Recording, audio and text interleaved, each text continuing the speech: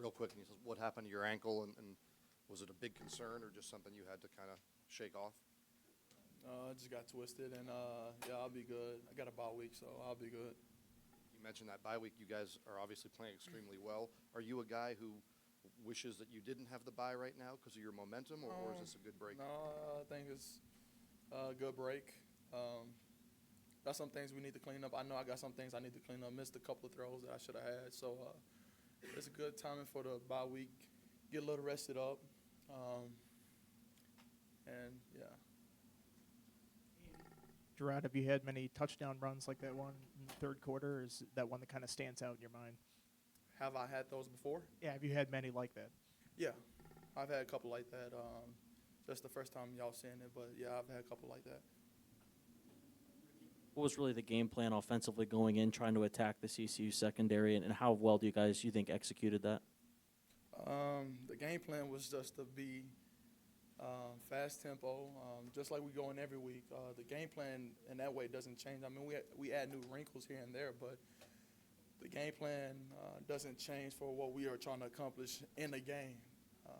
Just opponents different. They present different challenges, but for the most part, we still keep what we want to accomplish in the game. As you guys head into this open week, 3-1, obviously with a ton of confidence after these last two games, especially offensively, are there some things that kind of stand out in your mind that you feel like you need to work on just as an offense during this little stretch here, little time off? Personally, I need to work on completing the freaking ball down the field. I've missed a couple here and there. Missed a dig to Isaiah. Missed him on the go-around at the beginning of the third quarter. Offensively, running-wise, we can get a little better at that. But I have a lot of things I could clean up for sure that I just wish I had back. We'll go to Mike, but just so you're aware, Isaiah's available in the hallway for you. Mike? Actually, it was a question about Isaiah. When you saw him miss that throw early on the kind of trick play, did you know right away it was open? And what's sort of the reaction when he just misses that throw? Yeah, the crazy thing is that he was hitting it every time we did it in practice for the last 3 weeks. So it was kind of weird for me to see that he missed it. But I knew it was going to be there because we never ran it before. But it was kind of weird to see him miss it. But, you know, you still play football. I mean, next play.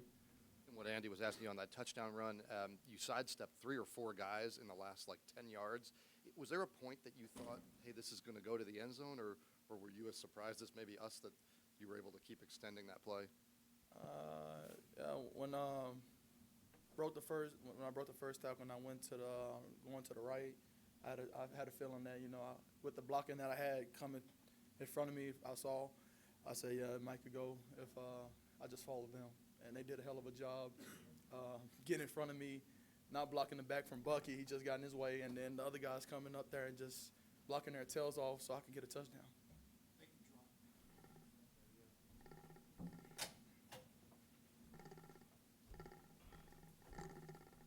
Okay, we'll get started on Coach Foster. Raise your hands for microphones. Start with Reggie.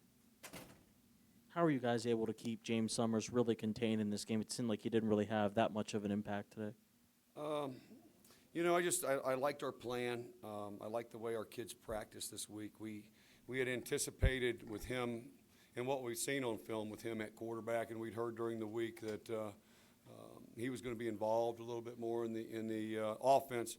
I know they liked their quarterback, number 9, and we felt like the only way they were going to figure him in a little bit more was at running back. And I thought we had a good week of practice. I thought our kids did a great job early, particularly tackling and just not letting him get started. Ken had the kind of results anyway, pass rush-wise, that he hasn't had in 2 years. What were they kind of doing to give him some opportunities? Looked like a couple of times it kind of came unblocked. Well, I think number 1, we got them behind the sticks, and they gave some indicators, some pre-snap indicators that allowed us the opportunity to play anticipating football by their stances and that type of thing. So when you get those indicators, it allows you to pin your ears back and go a little bit. And I felt like this. I felt like they're skilled kids, were outstanding. And I felt like if there was an area that we could gain an advantage was up front. But they tried to help their kids with slide protection and that type of thing. And then we got them behind the sticks, and when they did that and got into their true spread, their 10 personnel looks, they weren't as much a slide protection group. And we were able to make them hold the ball just a little bit, and it was allowed us to, good coverage made for good rush today, and vice versa. But Ken, and I noticed a couple guys in there just getting some good pressure. I think we had 6 sacks, and I think total there was like 16 TFLs or plays behind the line of scrimmage. So, and this is not a group that does a lot of pitches and runs and behind the line of scrimmage. So, I felt like we needed to win the battle up front, and I thought we did that early. We gave away a couple cheap plays. That was disappointing. But I'll say this: it's hard to keep these teams down that throw it around and have some dynamic athletes. It's just hard to do that. So that's something that we can correct and improve on. But all in all, I was really pleased with with our efforts. For the most part, our tackling was pretty sharp till the end. We got a little sloppy, but it was big early where they couldn't get anything going, and we took advantage of it offensively and had some big plays in the kicking game. And to go up 38-0 at halftime was big. We needed to, our thought we were up first, and we needed to put our foot in their jugular, so to speak, and they had the first play, and that was the disappointing one. To me, there was 2 plays, that one and the other touchdown. We were actually hard corner, and a guy rolled over top on that second touchdown, so that was disappointing. But again, those are great teaching moments. We'll have a chance to do that on Sunday. Were you kind of caught off guard at all that ECU took so many shots downfield in the first couple plays, and how do you guys think? No, not at all. I think in the past they felt like we were doing a lot of pressure, and we didn't pressure much. Today we pressured a couple times, a handful of times, but we felt like going into the game with their tempo and that type of thing. I felt like, and we made some adjustments, as the game went along a little bit, and but they're good. They're well coached on that side. Scotty does a great job, and he's competed against us over the years when he was at Duke being the coordinator. And they studied where we were playing man and where we had made our adjustments. We were kind of rolling over top of number 7 and playing coverage over top of him and maybe locking out one other place. And they identified that and took a shot, and that's good coaching on their part. So, but in the end, we ended up get a few more stops, and they were able to make plays. So it turned out as a positive in the end. Coach, what does it do for your defense to have a guy like Tremaine?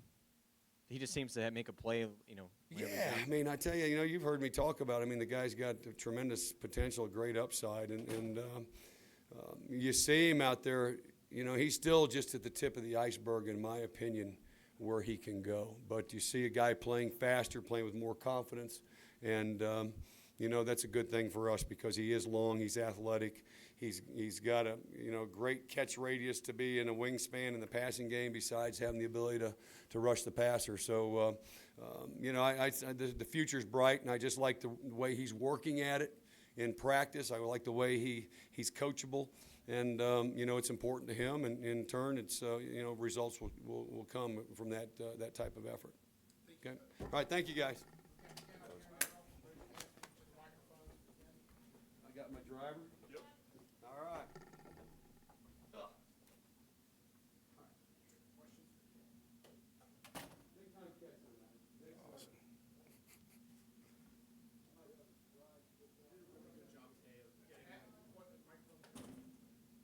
You did a really good job today at getting after the passer. Was there any particular plan you guys had in general for getting you free on so many sacks, or was it a stunt package or anything that you guys were putting in play? Not really. We just knew. We just kind of studied the film really well this week, and just getting away. They had a lot of keys when they were sliding the ball. They sliding their protection and all that. So we had a lot of indicators in which we knew someone was going to be left one-on-one, and I got lucky on the goal line. They were sliding their protection towards me, but the tackle slid the wrong way, so they let me free. So I got blessed with that one, but all the other ones, we look forward to one-on-one matchups, and we pride ourselves winning those. So we did a good job with that today, and I'm just proud of our guys.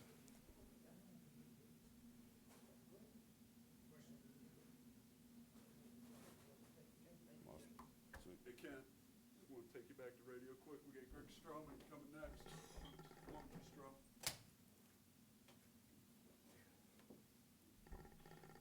Yes. Raise your hands for a good starter to Greg. Hey, Greg, besides hello from Bristow, when you saw the punt coming down, everybody's going to ask you this. When you saw the punt coming down, what did you see in front of you? What did you say? What made you break it in the direction? Oh man, it was great blocking. It was great blocking. It was the most room I've ever seen on a football field. Once I made one move and it was just like everybody just had everybody pinned. I seen people on the ground. It was just great blocking by my teammates. So it felt good. You're gonna mount that jersey on the wall. Felt or you're great. gonna put it on again. Felt great. I can't wait to see beams. Greg, Isaiah was saying that earlier this week when you got, I guess Thursday, when you got the 25 jersey, he said that, he promised you were going to score on a punt return. You remember that conversation, and did you think he was right when he said it? Oh, definitely. When Coach announced it, he sits right next to me in the meeting room. So, I mean, it was just like, he just told me, he's like, you got to get in there now. There's no other choice than wearing the 2-5.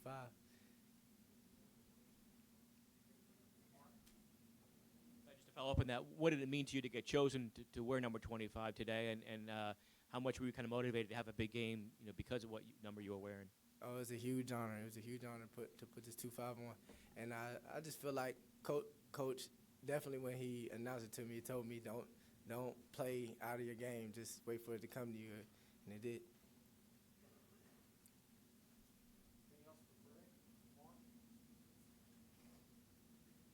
Just your mentality on that punt return. Obviously, you had a big one just in the bowl game last year there. With the one today, you made some different moves there in the middle of the field. Are you kind of waiting? Do you have a plan going in, or are you kind of waiting to see what the defense is doing? What, in terms of the blocking is there and what avenues are there. What's kind of your mentality as you see that play unfold? Oh, I mean, coach just makes the call, and the guys just go hard and block. And whatever I see, coach is telling me to hit it. However it opens up, coach just says go play ball. Anything else for Greg? Thank you very much. Appreciate it. Cam, over there. Raise your hands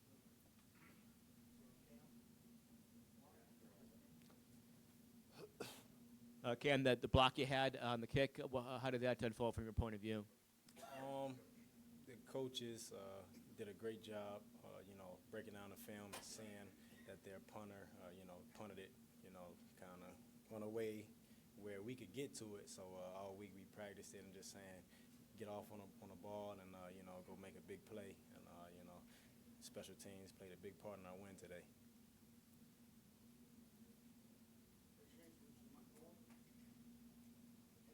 You talked earlier this week about how revenge did play a factor in this game, and obviously, like you take every opponent the same and all that, but how satisfying was it to lay that kind of loss on them after the experiences you've had the first two seasons of your career here against ECU? Very satisfying. I think, even what I'm more happy about is, the way we did it and, how the whole team is playing and how we're practicing and just really buying into what the coaches are telling us and, trusting, their philosophy, and I think it's really paying off.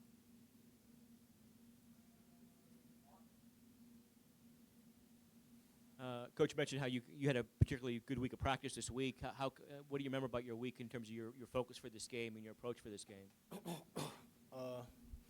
My approach was, really just being, grateful, for all the things that I get as far as being a Division I athlete, the special treatment they give us as far as taking care of us, making sure we're fed and everything like that. So just, not taking any day or any play for granted and, really trying to do what I could, to help my team win today. Obviously, you played offense too, but as a special teams guy, when special teams is able to have such a big game, whether it's the punt return or the two block kicks or the on the fake punt, as a special teams unit, I guess, what's kind of the mood of the team as the game unfolds and you guys start to realize what a big part of the game you're playing today? Whenever the special teams can, make a big play, everyone knows how big of a momentum shift that is from a field position standpoint, and just everyone is fired up and has energy.